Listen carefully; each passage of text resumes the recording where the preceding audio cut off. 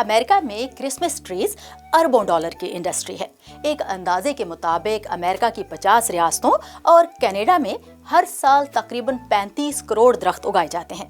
National Christmas tree association के मुताबिक हर साल 25 से 30 करोड़ क्रिसमस ट्रीज अमेरिका में फरोख्त हो जाते हैं। असली दरख्तों के साथ साथ आर्टिफिशियल क्रिसमस ट्रीज की भी एक बड़ी मार्केट है और यूएस कॉमर्स डिपार्टमेंट के मुताबिक 80% आर्टिफिशियल क्रिसमस ट्रीज चीन में बनते हैं।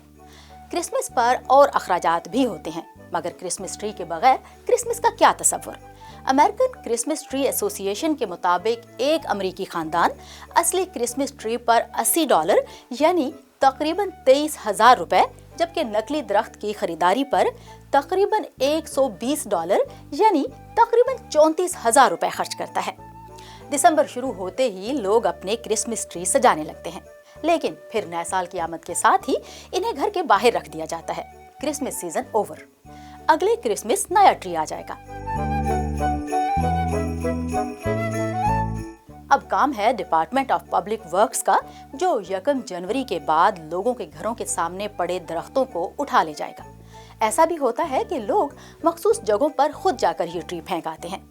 अमेरिका की कई रियासतों में ट्री रिसाइकलिंग की सर्विस इन दरख्तों का बुरादा बनाकर इसे पौधों के लिए खाद बना देती है।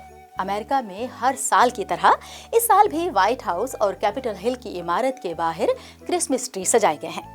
कैपिटल हिल में सजाया गया ट्री 4000 मील सफर करके अमेरिका की दूर दराज रियासत अलास्का से यहाँ पहुंचा है, जिसकी ऊंचाई 80 फुट है।